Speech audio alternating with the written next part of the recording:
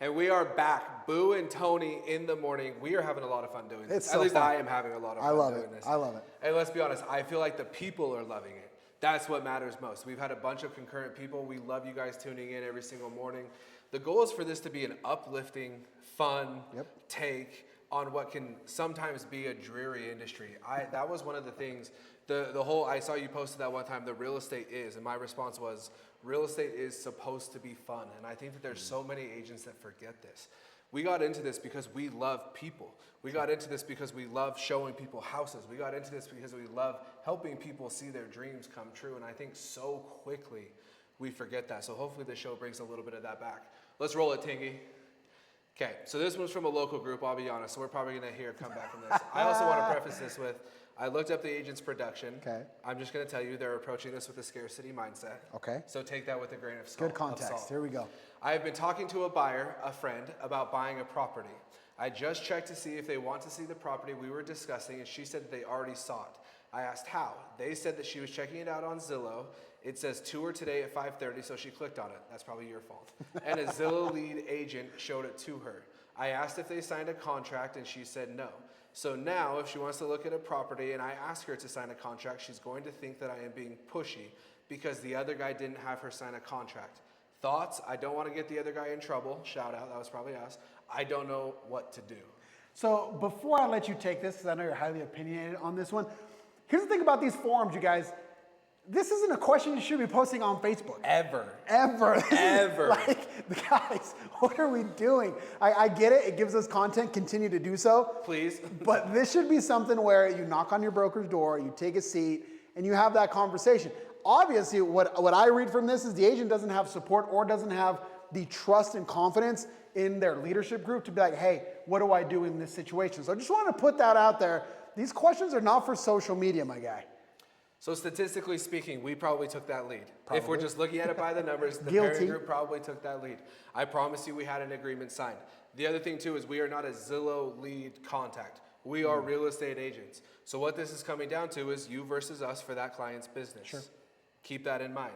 Having said that, if your client looks at you as being pushy for you honoring the law, which is you need to have a buyer-broker agreement signed, and they choose not to work with you because you don't have a buyer-broker agreement signed, they were not a real client. That's been my favorite thing that has come out of all of this NAR lawsuit stuff is that I think, to me, if you look, the majority of people want to push listings. The amount of real estate agents that want to push listings because they feel like that's going to be the quickest way to scale their business. Right. I agree with you, but I was also able to sell 200 and something houses a year without having the listing and by working directly with buyers. How do you do that? You have to up your skill level. There is not another way around this, and you have to be able to get through who is an actual buyer and who is not a real buyer. To me, if a client is unwilling to sign a buyer-broker agreement, Tony, are they a real buyer? No. No, and if they look at you as pushy because you want them to sign a buyer-broker agreement, they were never going to be a real client. So have the conversation, explain it with your buyer, and to me, if you're considering them your buyer without a buyer-broker agreement signed in the first place, bad news for you, pal. They were not a buyer. You were not their agent at that point because the agency agreement was not signed. Of course. And I think here's where the Zillow machine, agents trash on Zillow all day long. But in this particular scenario, if your client, as we said, if you consider them your client, this is your person. And we're putting this in air quotes. Yeah, massive air quotes. But they are going out to Zillow, clicking a button to see a property, and they didn't think to contact you, there's some sort of communication gap. I mean, when I read this, I see communication red flags all over the place. First of all, her buyer doesn't know the system to tell her that, hey, there's this property that I want to see. So she goes on Zillow, she clicks a button, she sees it with somebody else. If the buyer doesn't think that there's anything wrong with that, there's a communication gap if it was your person. And on top of that, if you don't want to present the buyer-broker agreement, it's because you don't know how to communicate it. You don't know what to say. You don't know what they're going to say. You don't know how to respond. You're nervous. That comes back to practice. What's your scripting? How many hours a week are you practicing these kinds of conversations? How many role plays are you doing? That's the skill set. She's nervous because she doesn't know what to say. And so she'd rather not do it and see what happens. I don't want to get anybody in trouble instead of just tackling it head on with a competent skill set and getting the document signed. What's your opinion? Should we be getting people in trouble that are not getting the proper agreement signed ahead of time? I think it's going to happen anyway. I do too. I think it's going to happen anyway. And to your point, just get it ahead of time, because if you go out and you do 5 appointments with this individual and then they're like, I really don't want to do it, you just wasted a ton of time. So get it done up front. And change your perspective on what is your client. Your client. All right, here we go. What is the most important thing agents look for when joining a new brokerage? The reason why I chose this one is because we've been doing a lot of interviews. And so with these interviews of people wanting to join the team, these are part of those questions. And everybody's a little bit different. So in my opinion, you have to be very aware of where you're at in your career and what you need. Because it's not the same an experienced agent versus a brand new agent. If you're a brand new agent, and I'm assuming whoever wrote this is a newer agent, you need support. There are 2 main things that you're going to need. Support in terms of education, and in my opinion, support in terms of lead generation. Because that's the most difficult thing for new agents, is how to generate leads.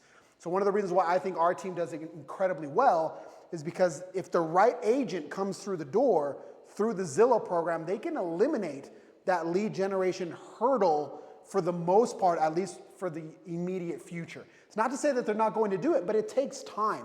Building a sphere takes time. Building your social media takes time. Getting comfortable making content takes time. So if we can eliminate that immediate hurdle and get them into production quickly, then agents tend to do much, much, much better.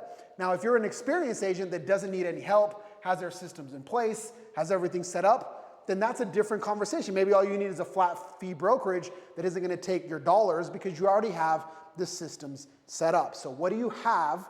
What do you need? And can the team provide that? I think the 2 things that I would add to this. Number 1, we talked about this on the Future Agent podcast. We did a whole episode on it. We can link it down below so you guys go and take a look at it. Number 1, if they're asking you to sign a long-term agreement with the team or the brokerage, run for the hills. Call the police. Call the police. Turn them into the FPB. Yes. I don't know where we turn them into. I will turn those people in way quicker than somebody without a touring agreement in place. So figure that out. Anytime that a team lead or a broker is asking you to sign a long-term agreement, they're doing that to take the pressure off of themselves, not for the betterment of the agent. A long-term agreement will never help an agent more than it will help the team lead or the broker that is asking them to sign it. So if you are getting hit with, hey, my broker, my team lead, whoever wants me to sign a long-term agreement, red flag to me. Red flag. Immediately. Red but then number 2, and I think that I talk about this in all of my interviews with everybody, and it's 10 a week, 15 a week right now. If you don't feel like your team leader, your broker has the vision for where you want to take your business, if you cannot, as a team lead or a broker, if they cannot clearly articulate, hey, Tony, this is how I'm going to help you go from 3 listings to 20 listings, run for the hills. If your team lead or broker cannot quickly and articulate, I should have been able to say that, articulately. Don't bleep that out, Tingy. Jordan, leave that in there. If they cannot clearly explain. Articulately, I don't know why I can't say that. Wow, okay, there's my practice That's a clip. for the day. There you go. All right, cut. But if they cannot, and I apparently can, but if they cannot clearly show you how they're going to help you take your business from one level to the next within a certain finite amount of time, they are not going to be able to. Otherwise, they would be able to explain it to you. So if they cannot show you with real life statistics, right? We have a brand new agent, has no sphere of influence. This is his very first year. He's going to finish in the top 50 for buyer's agents in which is in wild, Utah County. by the way. If they can't show you that path for yourself, you need to take off. If they've been in this business for way too long, and they're going to tell you, hey, you got to do social media, you got to do social media, you got to do social media, but there's no implementation. There's no saying, this is how you create content. This is how you review analytics. This is how you develop a brand. I think you should run. You should absolutely run. And so, again, it comes down, especially when you're new. I'm talking to the new agents. Resist the temptation to go for the cheapest possible option. I think that's one of the worst things you can do. I think you're shooting yourself in the foot. It's going to take resources. It's going to take training. It's going to take time. And so find a good fit, even if it's a slightly more expensive fit in terms of the splits. That's, in my opinion, I've seen it. I've been a broker. I've owned an agency. I'm telling you, the cheapest option is hardly ever the best option when you're first getting started. Keep it going, Tingy. Realtors, if you could give a new agent advice, and I think we just did this a little bit, if you could give a new agent advice, what would it be? My favorite topic in the world, become very good at talking to people. It's the number one lack of skill set that people have. Whether it's in person, whether it's on social, whether it's we can't do this. You know how many people can't stand here? Me, apparently. Like it creates so much fear. And this is a people business. So the quicker you can get comfortable in front of people, whether in person or virtually, the better off you're going to be so that you can articulately explain yourself Still can't say it. and get your point across. If you don't learn how to talk to people, you're never going to succeed. It doesn't matter what you do, you're never going to succeed. Yeah, I think for me, the advice I would give this brand new agent is this. This is a skill-based game that has a low barrier to entry. So I think there's a lot of agents that get into this thinking that it's going to be quick, that it's going to happen overnight. And I think that they even get a false sense of reality because within your first 3 months of joining, in my opinion, and we've seen this a whole bunch of times in our office, you're going to have 1 or 2 people that want to work with you right out of the gate. Sure. They're going to want to work with you quickly. You just timed it perfectly, that they're moving all of a sudden. They see you're a new agent and they want to give you a shot. This is going to take more time than what you are currently budgeting for yourself. To me, it doesn't matter what team or what brokerage you join. It is going to take anywhere from 12 to 18 months of skill development before this starts to feel comfortable for you. And even then, I think it's another 12 months past that before you start to feel like, hey, I'm really, really good at this. So if you're not getting into this budgeting, financially budgeting, emotionally budgeting, physically, hey, I'm going to need 18 months to feel decent at this. I'm going to need 36 months to feel really good at this. You're going to be really, really disappointed once you burn up that first 1 or 2 deals that you have that's just going to be there for most new agents when they're starting. So make sure that you are budgeting the appropriate amount of time when getting into this industry. Last thing, how can you shorten that curve? If you say, 24 months, 18 months, the only shot you have of making that shorter is showing up to work. I can't tell you how many agents don't show up to work. We are mutants because we have agents coming from 10 to 2. That is an abomination. That is heresy. Like, people cannot believe it's impossible. How do you get agents to show up to work 10 to 2? If you don't show up to work at least 4 hours a day, my guy, there's no way that you can shorten the learning curve. And I would actually argue it's going to be even longer. You're extending it. You're extending it. All right, here we go. I'm clapping because I'm excited about this one. So we got an offer and my client accepted, but the commission is not what the realtor asked for. My client will only pay 2%, and this guy wants 3%, so he walked away, even though his clients got the deal. How is this ethical? So here is the context. Listing agent gets the offer. The seller agrees with the offer. Buyer's agent says, hey, I want 3%. The seller says, I'm only offering 2%. And the buyer agent says, I'm out. We're not going to do this. Is that ethical? Did they make a mistake? How they phrase this, how this agent Yes. phrased this? No. If that's the reason that the buyer's agent pulled the deal, which let's be clear, the buyer's agent doesn't have the ability just to pull the deal Correct. over the 1%. But if I had to guess, I imagine the scripting went something like this. Tony, you signed an agency agreement with me when we first started showing houses because I'm a good agent. I got my BBA signed up ahead of time. Yes. And it was paid out at 3%. This listing is paying out at 2%. You're going to have to make up that other 1%. Do you still want to proceed with the transaction? To me, this is what happened in this transaction, and that buyer is the one that walked away, not the buyer's agent. But I guarantee that scripting that you just gave didn't happen prior to the offer. Correct. And so when it doesn't happen prior to the offer, now you're in a tough situation. So here I think the agents need to make a decision. And the decision for me, it's very down the middle. You're either a charger or a non-charger. That's it. You're either going to say, if it's offering 2%, I'm cool with that, or you're going to enforce the contract, which you're not doing anything wrong. Again, you're entitled to that 3% because it's in the contract. Your client agreed to that. So I think those are some of the decisions that need to be made. Everybody's going to villainize the agent in this scenario, but he has an agreement, he or she has an agreement for 3%. If the buyer wasn't clear on that, or they didn't address that in the proper way, and now it's a surprise for the agent, for the buyer, like, whoa, I can't pay you, my guy. Then again, it goes back to there wasn't a proper conversation in the beginning.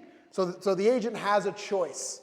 You either sit with the 2% or you work on your skill set so that you can get paid what you want to get paid. Well, here's the funny part, is that I think if it was the buyer's agent that had posted this in the forum, instead of the listing agent, the buyer's agent is going to be the one that said, hey, that seller walked away from a really, really good deal, from a strong pre-approved offer because of 1%. The listing agent is going to be the one that walked away depending on who typed this. Right. So I think it's super important to understand, is it ethical? I think it is. It is I ethical. think it is completely ethical that that buyer's agent is honoring the agreement that they had in place, and the buyers decided, hey, and this is where I think we are going to see more. Don't turn me in for this because we're on that theme today. This is where I think that we are going to start to see more steering, which has always been a bad word in this industry. Swear word. You're going to see more steering because of this, but not because you're pushing the buyer only to the 3%, but if you're having that conversation ahead of time and say, hey, Tony, my agreement says 3%. This is a $500,000 house. Are you okay with adding an additional $5,000 in closing costs at the closing table to pay the rest of that commission, or would you rather go try to find a deal that is paying out that 3%? No doubt. So conversations that we didn't have to have previously. This is a new thing for a lot of agents, even though at least here in Utah, we've always had these written agreements ever since I got into the industry 12 years ago. But for many, these are going to be new conversations, new things that you didn't have to address previously. So again, make a decision. Agents, make a decision. You have to know ahead of time what you're going to do in this scenario. Are you going to enforce your contract, or are you not going to enforce your contract? How do you want to run your business? And if you don't have that ahead of time, then it's going to be very easy for someone to make the case. Hey, for Tony, who is a native Latino, he didn't drop his, but for Boo Maddox, who was born in Utah, he did drop his commission. What's the difference? We can see some sticky situations coming out. No doubt. No doubt.